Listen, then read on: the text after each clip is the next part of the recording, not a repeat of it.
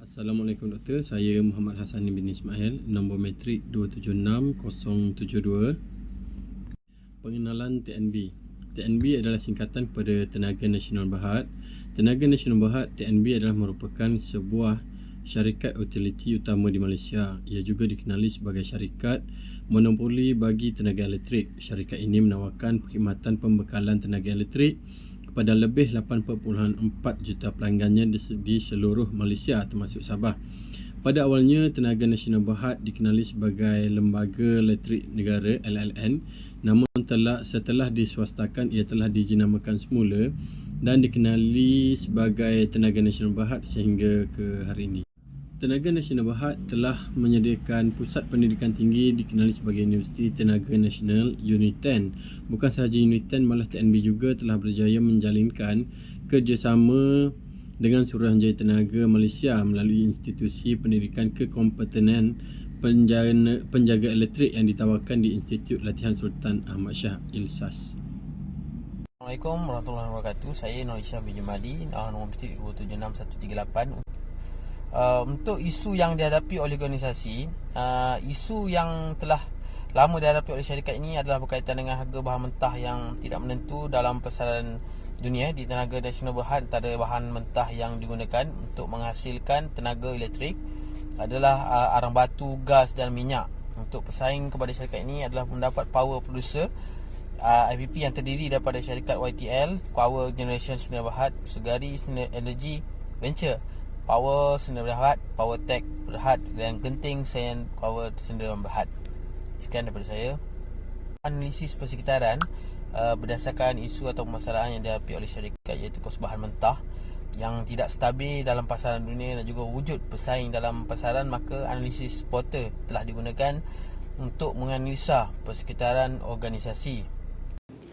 Assalamualaikum warahmatullahi wabarakatuh. Nama saya Nur Fariha binti Muhammad Ruslan, nombor metrik 276148. Saya akan menerangkan tentang analisis persekitaran. Terdapat 5 analisis persekitaran yang akan saya bentangkan.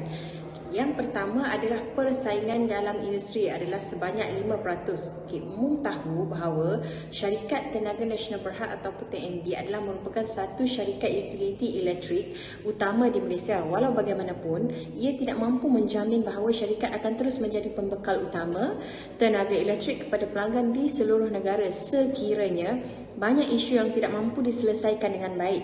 Isu yang berkaitan dengan harga bahan mentah yang tidak stabil di pasaran dunia harus diselesaikan dengan baik serta dalam keadaan segera agar operasi dan aktiviti utama TNB iaitu menjana dan membekalkan tenaga elektrik kepada pelanggan mereka tidak akan terjejas.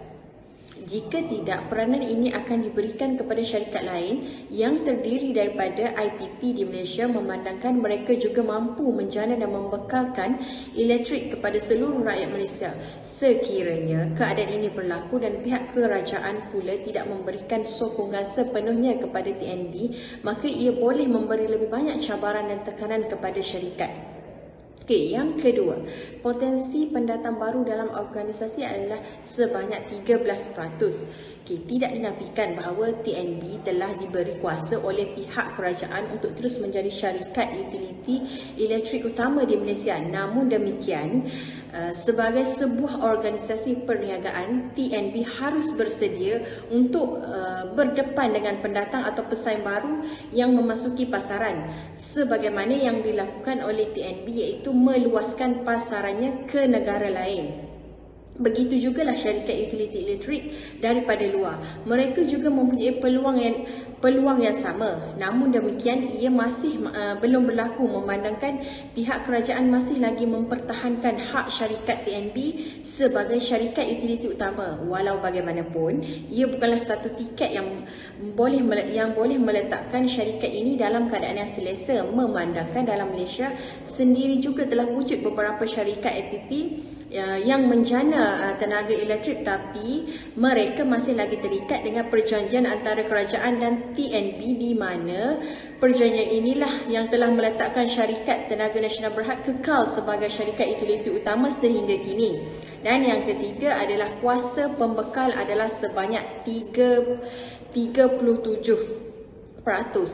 Okey, sebagaimana yang telah dinyatakan, isu dan masalah yang sedang dihadapi oleh Tenaga Nasional Berhad adalah berkaitan dengan harga bahan mentah yang tidak stabil, di mana pasaran dunia menyebabkan kos yang terpaksa ditanggung oleh TNB untuk mendapatkan bahan mentah tersebut bagi memastikan operasinya berjalan dengan lancar semakin meningkat saban tahun.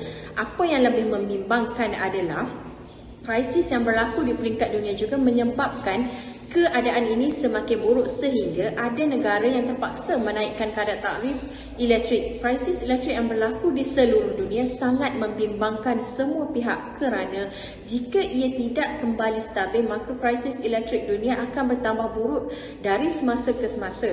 Apa yang lebih membimbangkan adalah apabila hanya terdapat satu pengeluar sahaja yang mampu menawarkan produk yang diperlukan oleh TNB Berhad, di mana syarikat ini terpaksa membeli produk tersebut daripada syarikat tersebut walaupun harga yang ditawarkan adalah tidak masuk akal.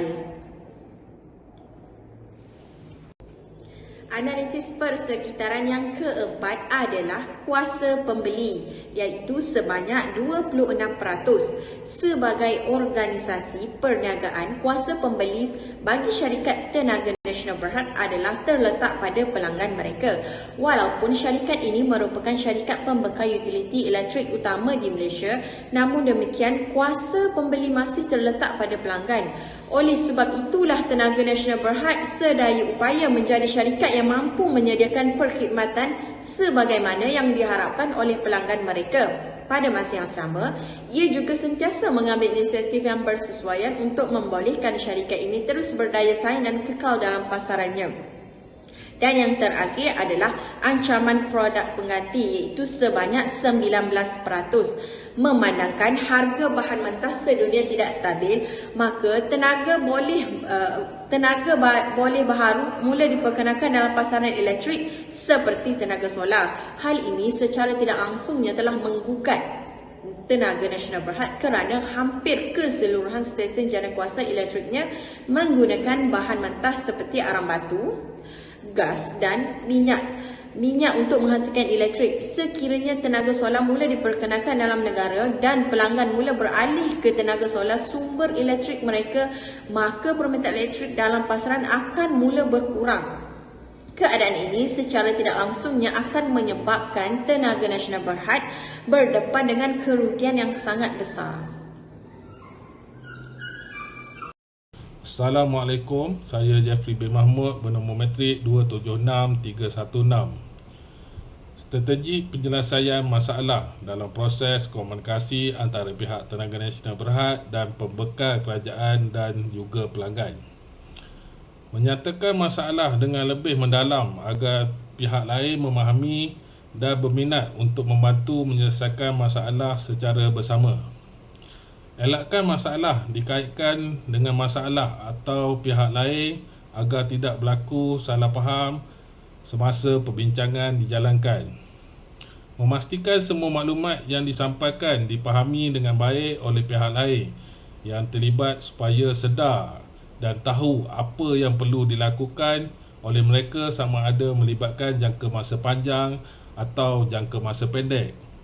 Mengadakan perbincangan pada bila-bila masa bagi membincangkan masalah yang sama sekiranya perlu pada masa yang akan datang. Di dalam cadangan penyelesaian masalah, persaingan dalam industri. Bagi menghadapi persaingan dalam industri, pihak Tenaga Nasional Berhad pada dasarnya boleh meminta bantuan dari pihak kerajaan untuk mengawal kemasukan pesaing baru dalam pasaran.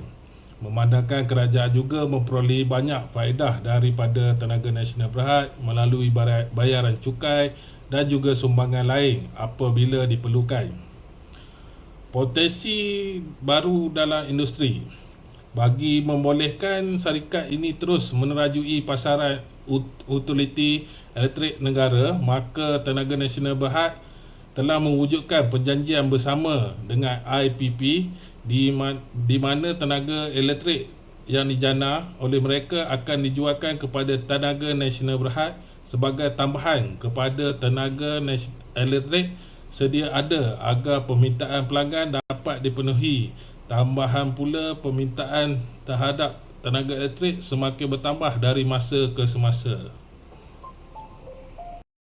Assalamualaikum, saya Siti Hidayah binti Muhammad Ridwan 276359 akan menerangkan berkaitan dengan kuasa pembekal.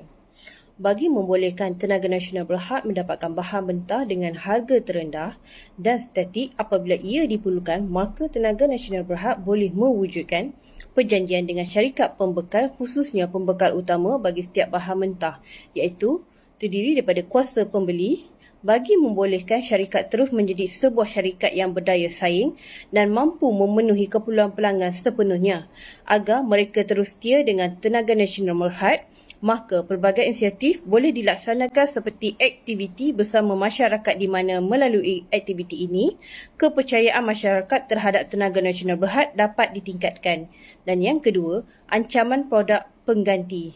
Bagi mengelakkan syarikat terus terancam akibat daripada wujudnya tawaran pemasangan panel solar, maka tenaga nasional berhad harus mengambil langkah yang lebih cepat dan pantas untuk menawarkan produk yang sama dengan kualiti yang lebih baik dan juga kos yang lebih rendah berbanding pesaing.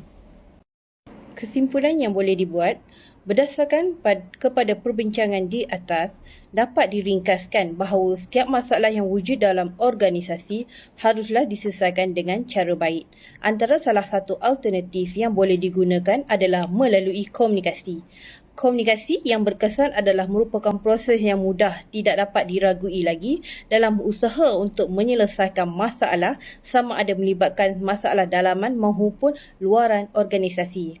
Oleh itu, sekiranya organisasi berdepan dengan pelbagai isu atau masalah, pihak pengurusan akan mengambil tindakan untuk berkomunikasi dengan semua pihak terlibat supaya isu atau masalah tersebut dapat diselesaikan dengan kadar segera dan tidak menjejaskan operasi serta aktiviti organisasi secara menyeluruh.